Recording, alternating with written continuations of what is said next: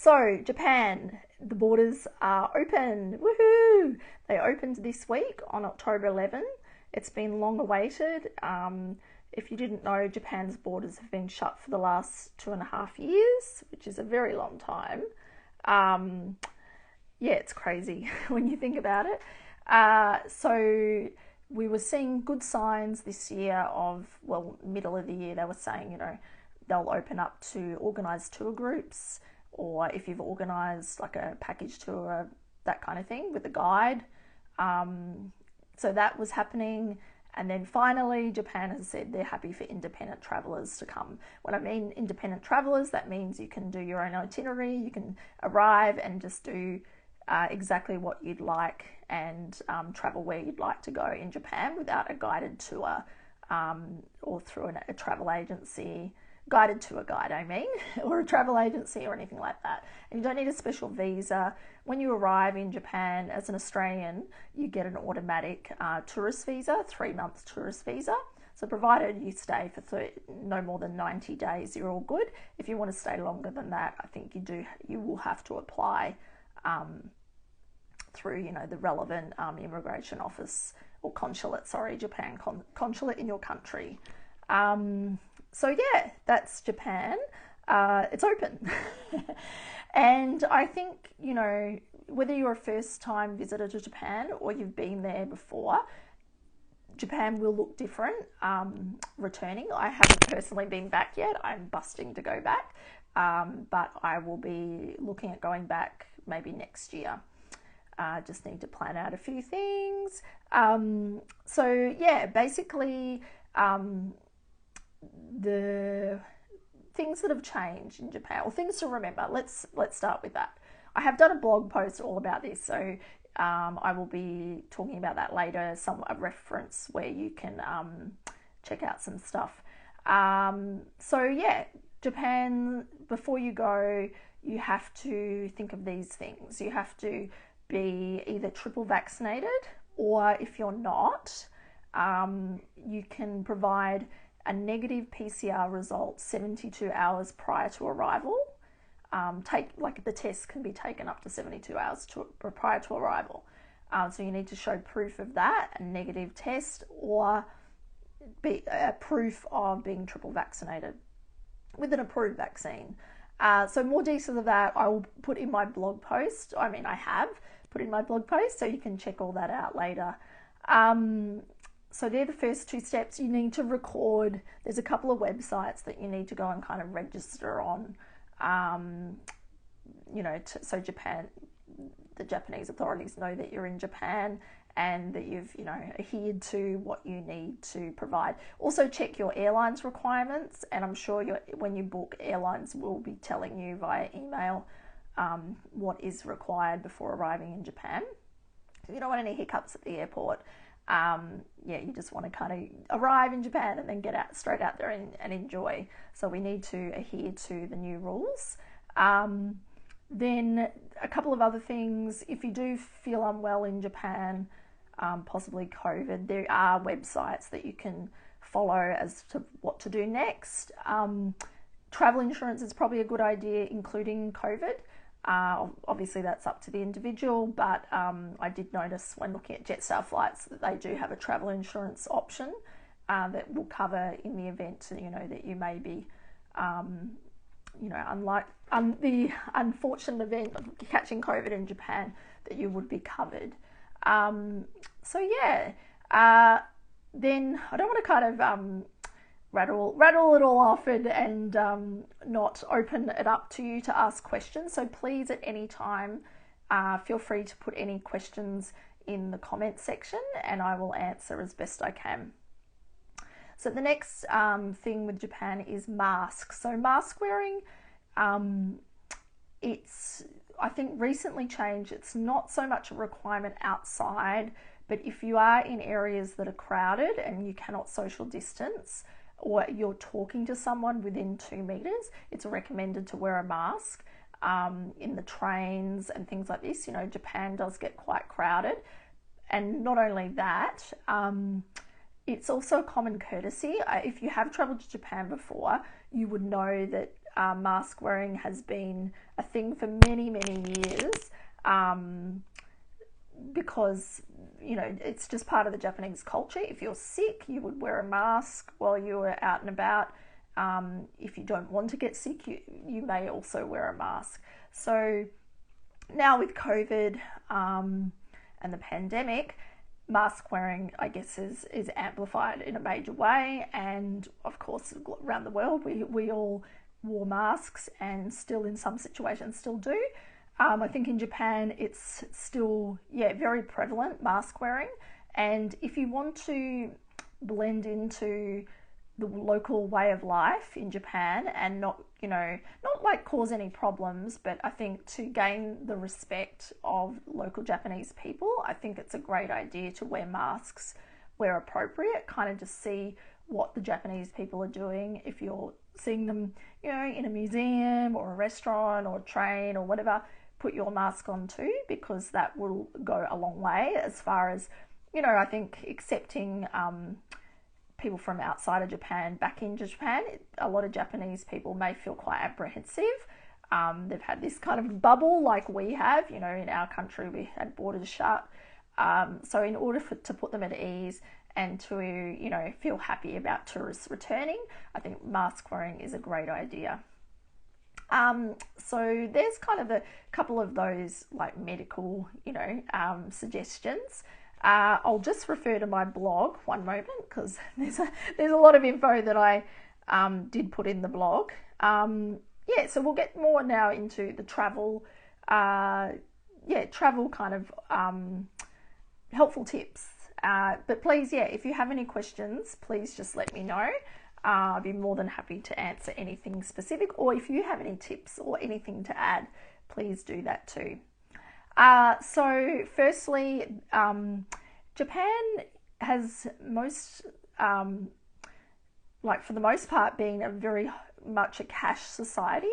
What I mean by that is, sure, they've got credit cards over there and debit cards and everything, but I've found for many years traveling there, a lot of shops and restaurants and things like that, they prefer cash, and sometimes you can only pay in cash.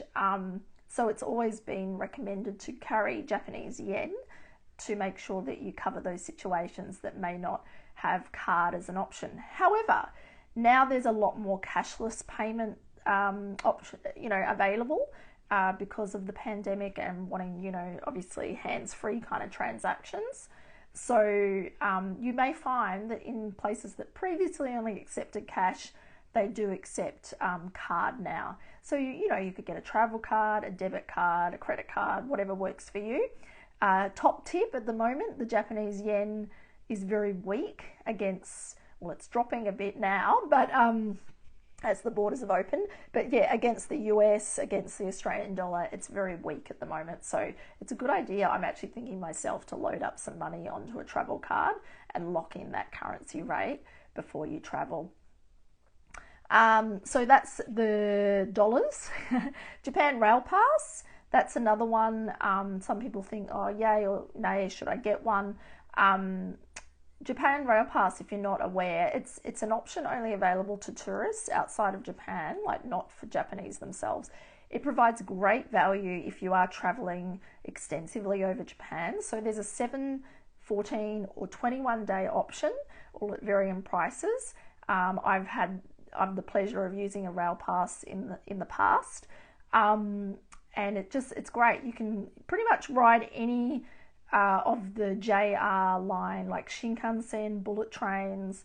You can't ride the extra fast bullet train, I think it's called the Hikari, but you can ride like Nozomi and the other names, like the second fastest and so on. And it gets you places so quickly, like a distance, I don't know if it's exactly the same, but say, for example, Sydney to Melbourne, you could say Tokyo to Kyoto or Osaka is kind of a similar distance. I have to fact check that. It could be shorter, but you could get, like obviously Sydney to Melbourne, you have to fly to get there in an hour and a half. You could get from Tokyo to Kyoto in just a little bit longer than that, like 2.5 hours, maybe max. Which means it's really great if you have limited time in Japan and you want to travel and tick off a few places, it's a good place. Yeah, the Japan Rail Pass is fantastic for that. So if you're just, for example, if you're just staying put in a city like Tokyo or Kyoto or Osaka, and you're not doing a lot of traveling outside of those cities, it may not be value bang for buck. However, Tokyo to Kyoto return is about $300 on a bullet train, and the 7-day pass just comes in a bit more than that, like $350, I think, at the moment.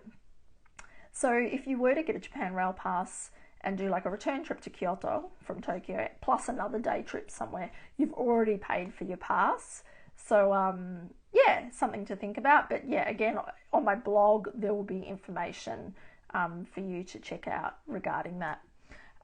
So rail.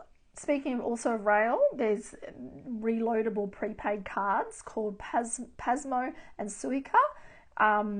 So probably comes as no surprise, you know, Japan's a very technologically advanced place. So they've had prepaid kind of train ticket cards for many years, since the early 2000s. So they're great because you can just load up an amount and then just tap on, tap off wherever you are on trains. And you can also use Pasmo and Suica for like lockers, for convenience stores, payments, shops. There's so many different places that accept them, drink vending machines.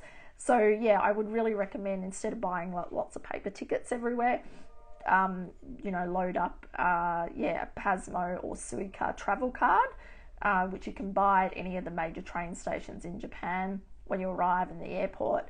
And you just have to pay like a 500 yen deposit, which is about $5, but then you get it back if you want to return the card, or you can just keep it for your next trip. So that's always a handy one.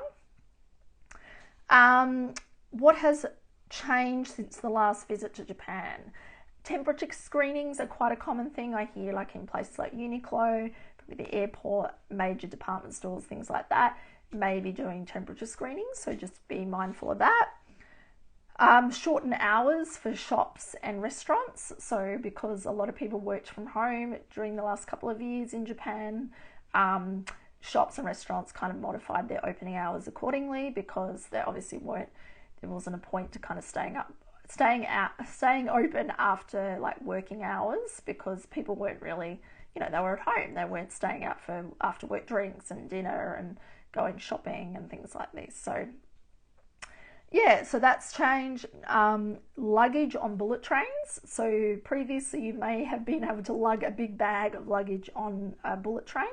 However, there has been restrictions kind of put in place to manage, I guess, the space in the trains, social distancing, and also so to reduce delays when people are getting on at train stations. If you don't know, bullet trains are trains in general in Japan, they take leaving on time very seriously, and for the Shinkansen, there's an alarm bell, ding, ding, ding, ding. You know, if you're having a bit of trouble getting on with your bags, and they might shut the doors and leave you behind. So it's quite stressful, especially if you're traveling with a few people, to get all your bags on.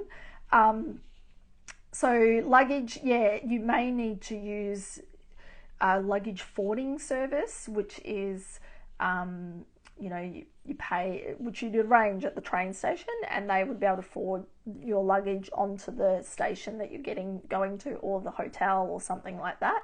Or I think if you do want to take large luggage on bullet trains, you may be subject to a surcharge, the additional surcharge that you have to pay, like maybe another 1,000 yen or something like that. So just bear in mind, next time I travel, I'm going to try and travel with just like a cabin bag size only, just to make it a bit more, I'll try, make it a bit more easier to, you know, get around train stations and things. There are lifts, but sometimes they're quite small, and, you know, you need to give preference to elderly and disabled people ahead of you and your big bag. So yeah, that's a tip there with the luggage. No smoking in restaurants. You may be surprised to hear that in Japan, many places still allowed smoking, including like smoking carriages in trains, like in the bullet trains. So I've heard since like the last few years, no smoking is more common in restaurants.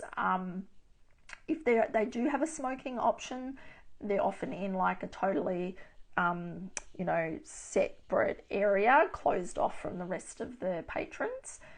There are exceptions to that, you know, obviously I think in like izakaya and things like that, I don't think there'll be, I think smoking will still continue there, but you may find, compared to previous trips, that, yeah, there's not as much smoking inside in certain areas. You may have to pay for, well, you now have to pay for plastic bags. Yep.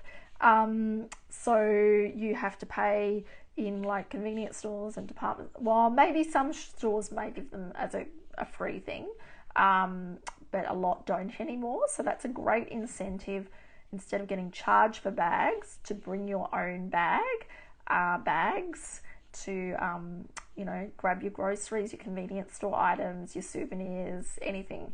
And while you're at it, great idea to, you know, include a keep cup and cutlery and a water bottle, to make sure that your, you know, your footprint when you travel to Japan is as small as possible, because there's so much plastic used there in the packaging. So the one thing you could do to make a difference is to bring those things from home to really help. I did hear keep cups might be a bit questionable as whether they're getting accepted, which is kind of what happened here through the pandemic, but hopefully it's now, you know, a bit more encouraged because of the eco and sustainable element. It may be less crowded in touristy areas, which is a nice thing, especially for the short term, as people are gradually getting back to Japan. I believe that, you know, areas, especially in like Kyoto, those famous temples and shrines, it would be a great time to visit if you're after those photos with hardly anyone in it. And yeah, I'm sure once like the spring cherry blossom season in March, I'm sure that will be you know, something that will come back, the crowds. But I think for the short term, it might be a really nice, lovely time to visit Japan. And then there's some new development and attractions to visit in Japan, which is very exciting. So we have new redevelopment in Shimokitazawa in Tokyo, which is known for its nice retro charm. Don't worry, it hasn't lost its charm. It's just being developed into, there's a new Japanese style inn with a hot spring. There's Shimokita College, where students kind of hang and study, and a restaurant complex known as Mikan Shimokita. Shibuya Sky in Tokyo is brand new too. It's amazing observation deck for 360 views of Shibuya in Tokyo. There's, yeah, cafes and bars and amazing views from what I've seen. Jubilee World in Aichi Prefecture near Nagoya, which is very exciting. Can't you tell I'm excited?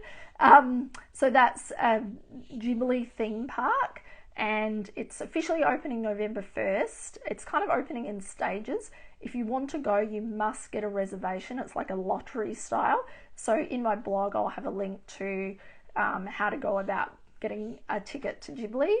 If you do miss out on Jubilee World in Nagoya, or your itinerary doesn't allow for the time to get to Nagoya, it's kind of 3 hours by train, or even shorter with bullet train, you can go to Jubilee Museum in Tokyo.